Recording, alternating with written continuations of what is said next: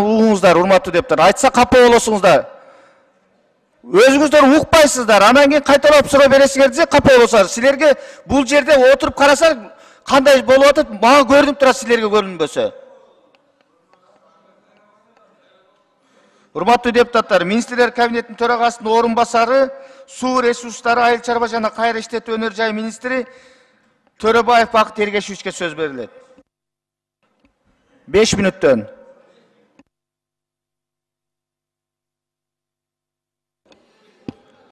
Урматтуу коллегалар, урматтуу депутаттар, 24-жылдын жазгы талаа жумуштары боюнча маалымат.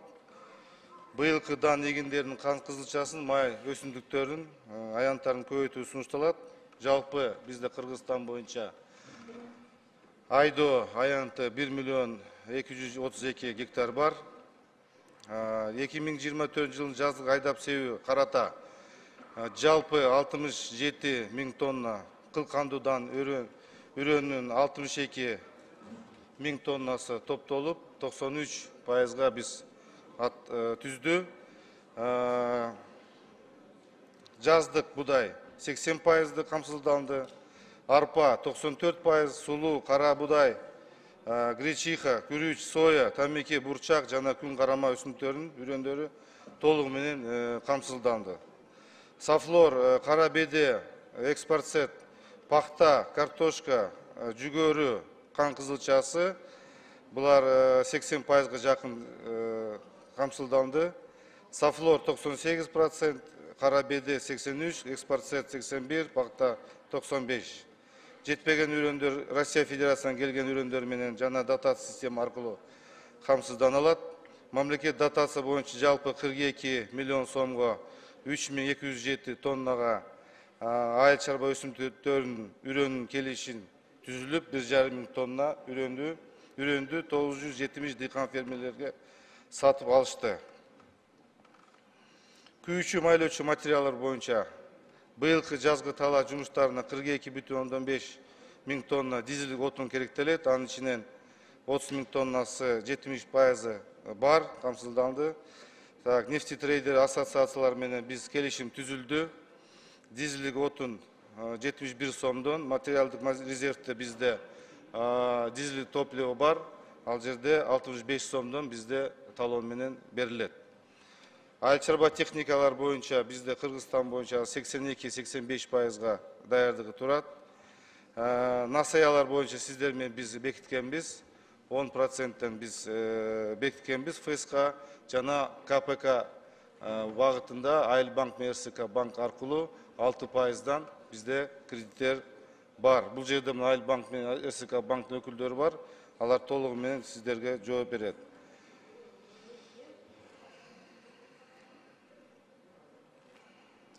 Суу ресурстары кызматы боюнча 2024 вегетация мезгилине даярдык көрүү максатында суу ресурстары кызматы түзүмдүү бөлүмдөр тарабынан 250 км чарба аралык каналдардын оңдоо жана механикалык тазалоо, 78 гидротехникалык курулмаларды, 22 суу өлчөөчү посттордун, 29 насостук станциялардын, 27 насостук агрегаттын оңдоо, 6 насостук агрегаттын алмаштыруу жана 7 суу топтоочу курулмалардын 3 суткалык, 2 декадалык жөнгө салуучу бассейндер, 2 сутка суу сактагычтын тазалоо иштери аткарылып жатат.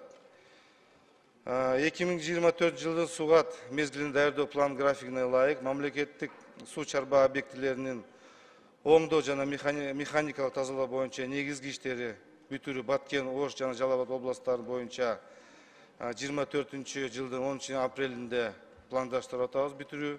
Чүй жана Талас областтарынын боюнча 1 майга карата, Ысык Көл жана областтар боюнча 10 майга карата биз белгилеп жатабыз.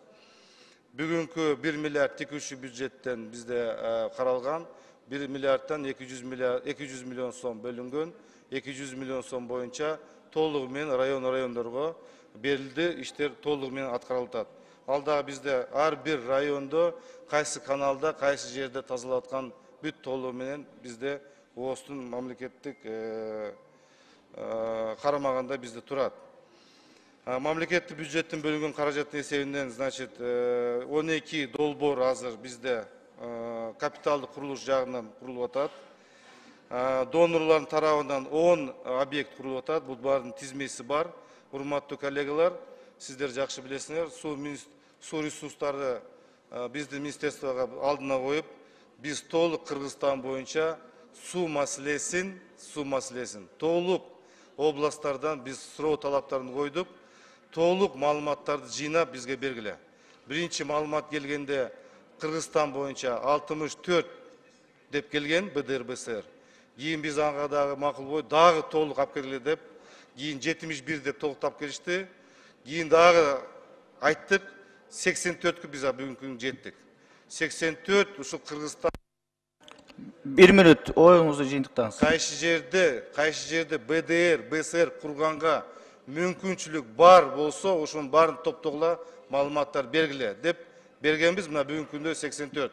Кошумча дагы азыр келип атат, анча-мынча депутаттардан келип атат. Ошонун баарын биз жыйынтыктап, анан кийин мамлекеттик программа менен бекитебиз дагы, ошонун акчасын 10 жылга бөлөбүз дагы, ошо 10 жылдын ичинде курганга аракет жасайбыз. Калган суроо жооп менен жооп берем. Рахмат чоң. Рахмат.